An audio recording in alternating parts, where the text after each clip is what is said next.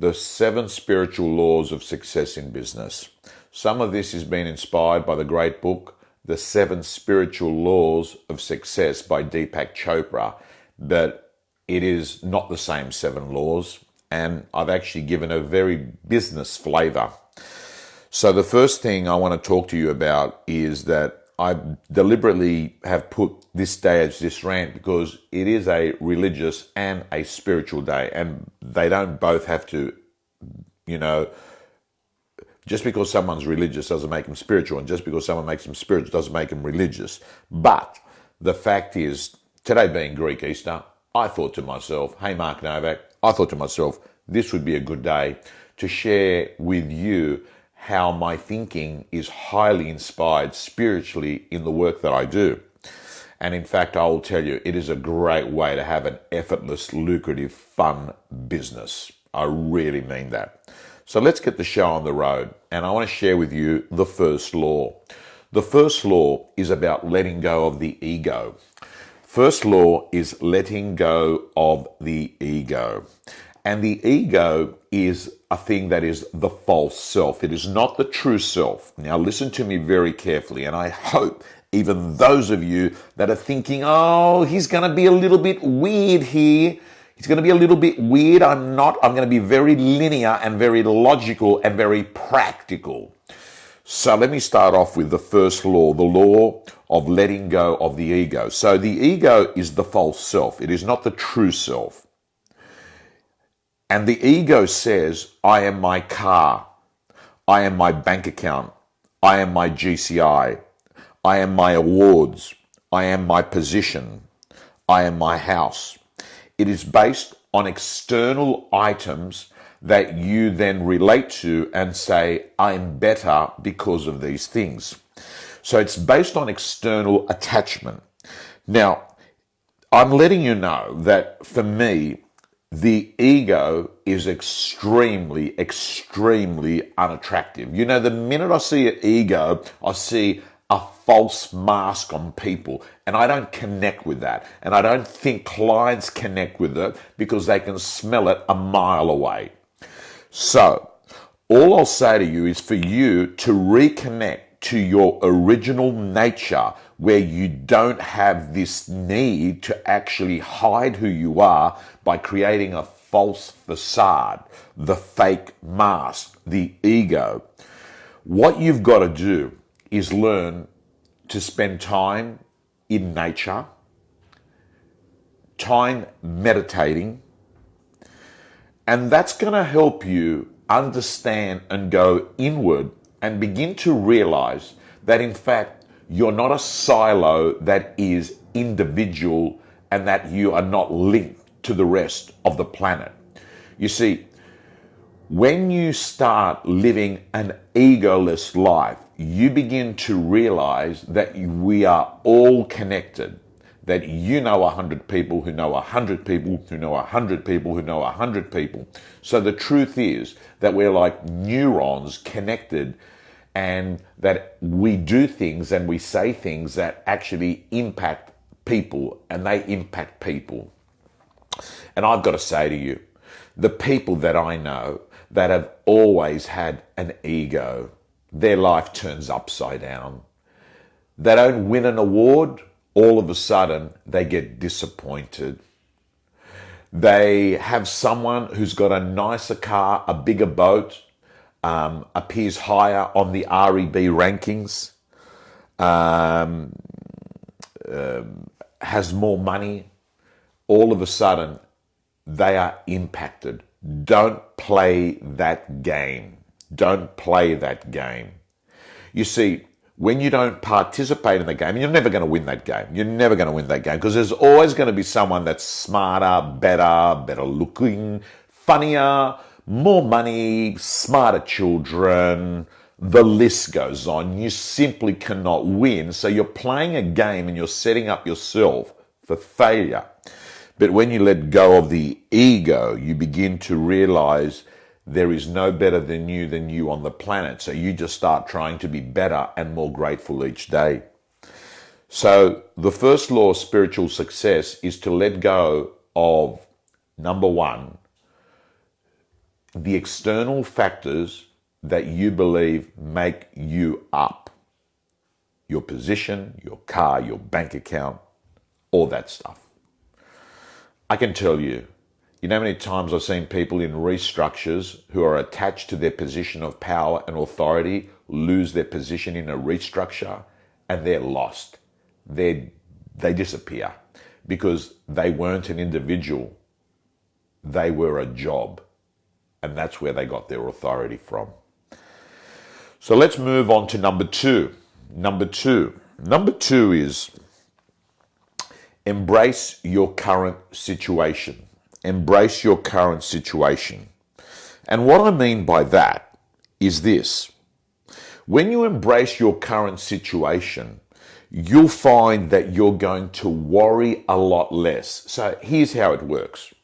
If you're single watching this right now, right? If you're a single person, you sit there and you're worrying about meeting someone and, am I going to meet someone? Am I going to be able to spend my life with someone? Am I going to be able to fall in love and be with someone and have a relationship and share my life with and be able to, buy a home together and, travel together, right? So you have this worry. Instead of embracing your single situation, you're sitting there worrying about meeting the right person. And then you meet the right person. And then, some things aren't perfect. And then you start thinking, is this the right person? And you start worrying, have I actually picked the right person? Have I picked the right person? Should I actually break up and find someone else that will be better for me, right? So again, you don't embrace that situation, right? You're worrying, let's pick another example in business, you don't have a personal assistant and you're sitting there and you're thinking, man, I need to put on a PA. I'm disorganized. I've got no process. There's nothing I can do about it. Until I get a PA, I'll be disorganized and have no process, right? So you're not embracing your current situation and doing the best that you can with your current situation. And then, you put on a PA and you see that, you've had to correct them a couple of times in the first 2 weeks. And then you start thinking, shit, I'm doing all the stuff myself. I've got to train them. There's no point them doing it because I'm going to do it because I do it better than them. And by the way, I'm thinking to myself, should I have put them on? Maybe I should have hired that other candidate, right? So guys and girls, second spiritual law of success is embrace your current situation. Do the best you can with what you've got at that time. It's number two. Let's move on to number three. Number three, spiritual law of success is practicing defenselessness. This is my favorite of the lot. Practicing defenselessness.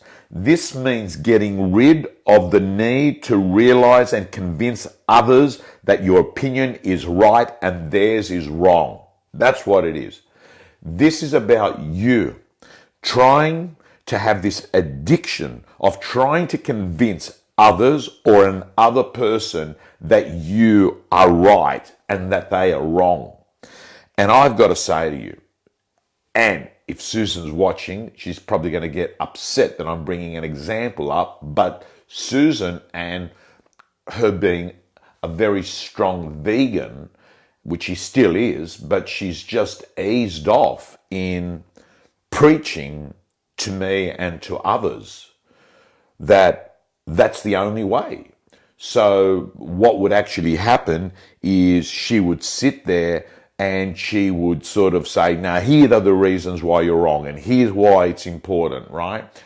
And what would actually happen is I could see it is someone that would debate her would actually then have a stronger point of view on their view because they're actually debating their view. So it actually doesn't help. So defenselessness actually just causes parties to have stronger views.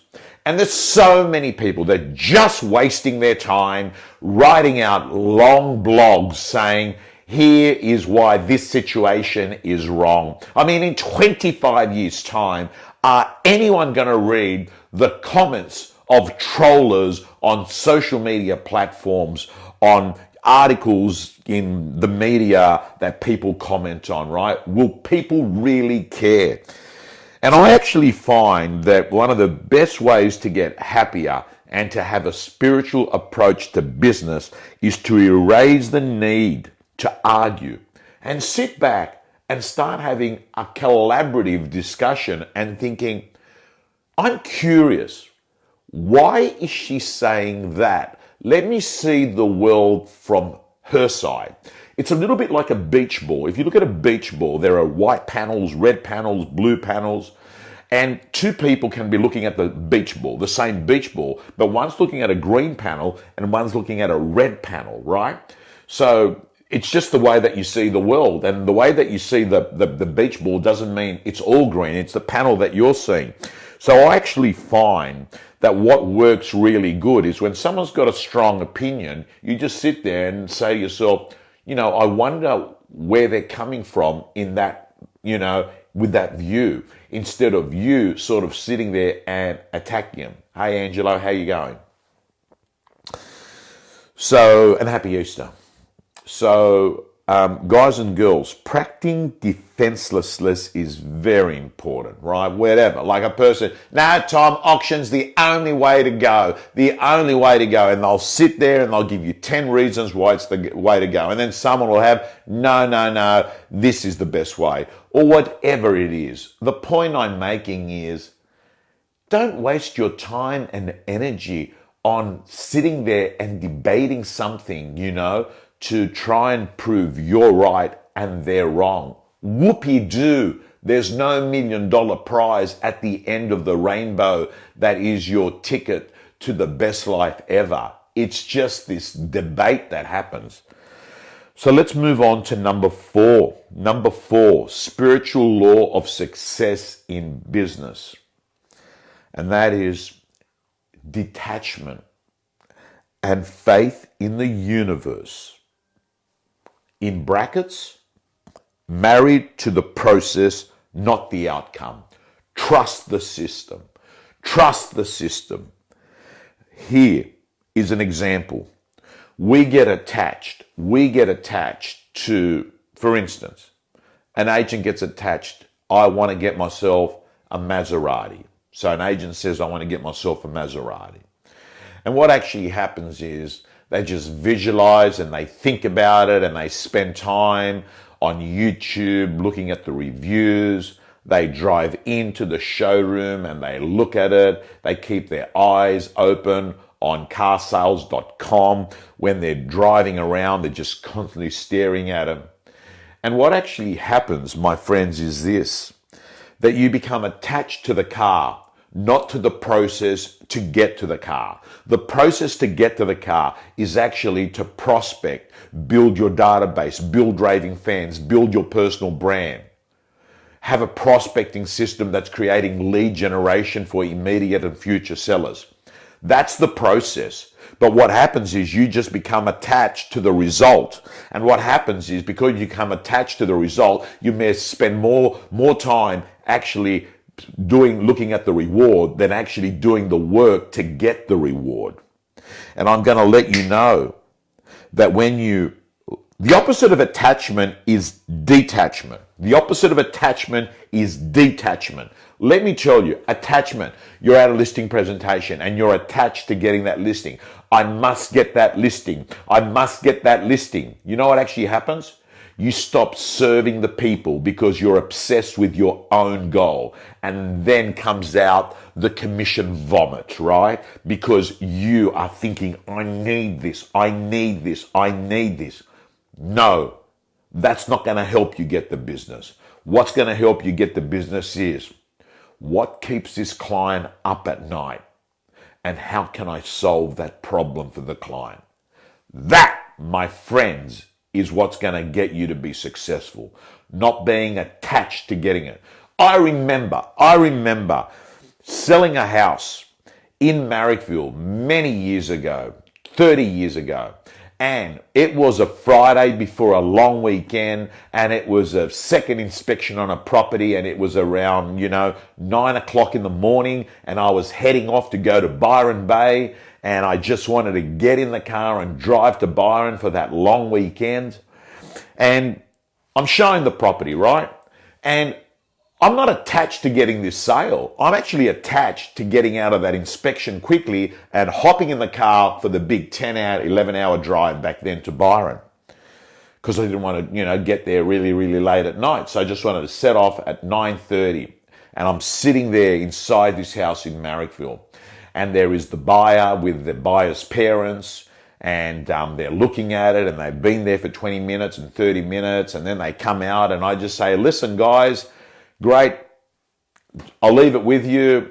Let's talk on Tuesday next week. I've got to head off now, and we'll take it from there. And they look at me and they say, but we like it. And I say, yeah, well, that's great, fantastic. Well, look, just be 100% certain, and then we can talk about giving us an offer on Tuesday, and we can actually, go off and submit an offer and, get it signed up, and And they say, but what if someone comes in with a higher price by Tuesday? And I just looked at him and I said, well, I'm not going to be around, so I'm not going to be showing it. And it's my listing. And they said, yeah, but can you guarantee that? And I said, no. And they said, yeah, we want to buy it. I said, okay. And I'm thinking to myself, I'm not even trying. And they're begging me to buy the property. All I want to do is leave and go to Byron Bay. But they're sitting there, and at one stage, I just said to them, listen, guys, I'm sure no one's going to come in. And the way I look at life is, if it's meant to be, it's going to be yours, right? Because that's what buyers were telling me all their lives. So I was waiting for the opportunity to say that back. But, I remember that story, and that property sold, and we got it wrapped up. And I can't remember, exactly when and how it all happened, but I do remember that they did buy it. And the point I'm making is this. When you're attached to something, when you want it, when you've got need for it, the other person has more power. Think about it. It's one of the basic laws of negotiation. The person who wants it most has the least power in a situation. And I've got to tell you, this concept of attachment is relevant to everything in your life and business. Let's go back to a partner again. You're desperately looking for a partner. I've got to tell you, you won't find one, because people find it unattractive when someone's desperate and needy to actually, connect with someone. They can smell it. They can smell that this person, wow, they must have a low self-esteem. They're all over me, right? So guys and girls, I've got to say to you this. If you are single and you do want to find a partner, why wouldn't you get on living a great life and see that that person's going to come to you? Because people are going to be intrigued and enthusiastic and energized at looking at you living an exciting best life than you sitting there, trying to online date and Tinder date every possible person you can. So gang, detachment, which is a paradox, because everyone's brought up thinking when you're attached, it's better. Detach, let go, as the Indians say. Indian Dr. Deepak Chopra, let go, just let go. Number five, spiritual law of success. This mustn't be a very good rant, because I've just had a look at it. There is not one star received. And normally there's just stars flying all over the place. And I always say to myself, it's really, really weird. Every time I take a tangent away from real estate and talk about something that is aligned to real estate but is not core real estate, I don't think it hits the spot with people. But anyway, guys and girls, what matters to me is that I'm sharing with you what I think will help you. And that means a lot to me, because I'm serving you. So, yeah. And by the way, I've always been curious, what are stars? Like, can someone explain to me this whole concept of stars? What are they? Like, are they a currency, or is it, I'm not quite sure what it is. Is it just, yeah, I don't know. Number 5, give your money away. Give your money away. Give your money away. I'm not literally saying go out into the street and throw dollars around. But I am going to say to you that the next spiritual law of success comes from the word. By the way, the Latin word for currency means circulate, flow. Circulate, flow. Now, I want to just show you what I mean by giving away your money. Thank you. All of a sudden, there's stars flowing everywhere, which is another law. Ask and you shall get. And I still haven't worked out what stars mean. What do stars mean? Like, have I actually had money being deposited into my Facebook account? So number 5 is about, a lot of people think they're going to get rich saving money. So let's just work this out. If you were to save, 20% of your salary each week for decades, you'd save a bit of money, but you wouldn't get rich, right? You'd save a bit of money, but you wouldn't get rich. You can't get wealthy saving a few $100, right? You can't get wealthy saving hundreds of dollars. You can't get wealthy. But I've got to tell you, if instead you actually let that money flow into the economy and you put that money into a system of a natural flow and what actually happens of the flow of give and take. So let's assume that you spent that money on $5,000 on the local soccer club or the local school. That money would go in there. You would then be adding value. You would then be associating with adding value. People would then be aware of you. You would then be able to become the custodian and the ambassador of that school or that soccer team. And then you would pick up a lot of listings over a period of time, and the word would get out that you're a good guy or good girl. That is what I mean by the flow of money. Another example. Instead of having the money sitting in a bank account, thinking that you're going to get rich that way, no, go invest in a development course to improve yourself. What if you ended up made yourself a 10 out of 10 lister, a 10 out of 10 prospector, a 10 out of 10 buyer manager, a 10 out of 10 in social media and building a personal brand? Don't you think that that would make more money for you than putting money in the bank or investing in an assistant that allowed you to be more dollar productive, to focus on list, sell, negotiate, prospect? That would mean that you would make more sales, more listings, make more money. You would have a much better life. And I've got to say to you guys and girls, what we're talking about is simply understanding that when you let money flow and circulate in the economy in good causes, a karmic loop happens, and then you actually win. So that's law number 6. Number 5. Let's move on to law number 6. Spiritual law number 6 is conscious choice making. Conscious choice making. And what I mean by this is, at any time you have the ability to stop, to pause, and then respond, instead of responding without pausing. You see, when you have conscious choice making, what actually happens is someone tries to insult you. Instead of you saying, "What did you say? Go!" No. Someone tries to insult you. You pause. You make a conscious decision that you refuse to get pissed and come back, because you refuse to let it affect you. Because if you do, you start having negative emotions. So what you do is you pause and you make a decision. So, if someone tries to insult you, let's do it. Someone tries to troll you, right? Someone trolls you online. You've got two options. Number one, you get upset and you respond back. Or number two, you refuse to let it affect you. And then you think, what's better? Get upset, get negative emotions, and get into a table tennis fight with this person? Or do I actually choose to not let it affect me and maybe just press the block button and I move on? Never participated if it's a negative emotion.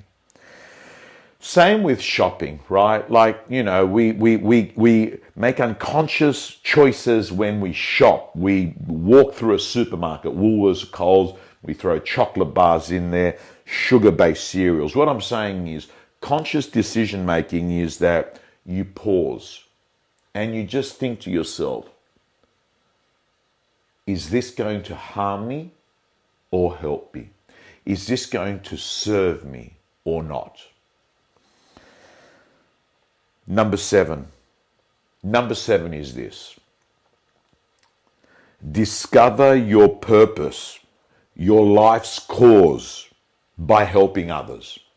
Discover your purpose, your life's cause by helping others. And what I'm talking about is this.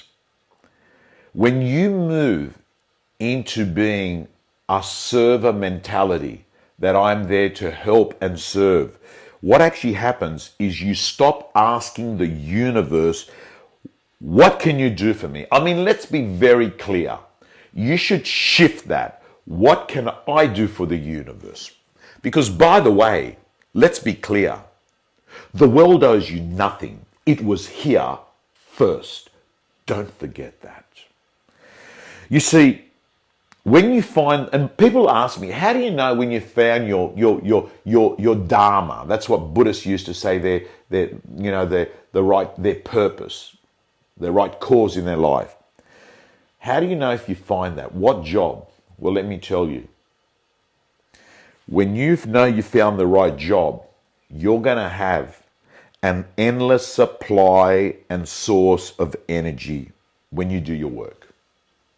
You'll have this endless supply. On Saturday, I had, I think 12, 13 auctions. And I was fasting because of Greek Easter, and I hadn't eaten on Saturday morning.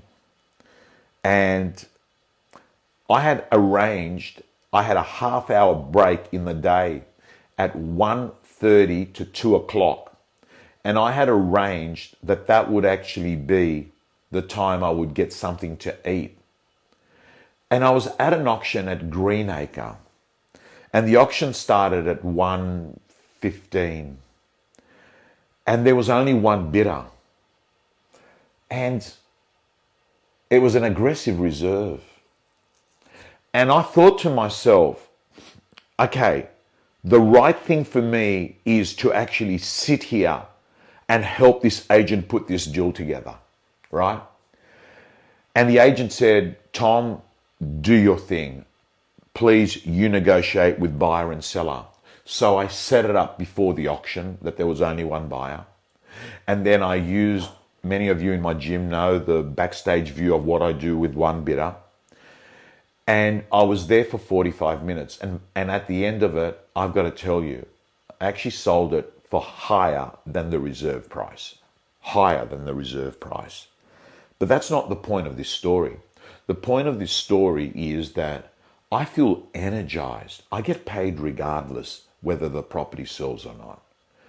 I get energized sitting there, actually creating value. And my hunger disappeared because I was immersed in work that I'm passionate about. That's how you know when you found your dharma. When you stop looking at the clock because you're immersed in the work you do. And I do that with all of my work. And I have to say to you, my friends, I don't run an auction business on Saturdays because I need to pick up auction income. A long time ago, I became dependent not on income for work, for a living, but through assets. But I have to say to you, my friends, that I've made passion my paycheck.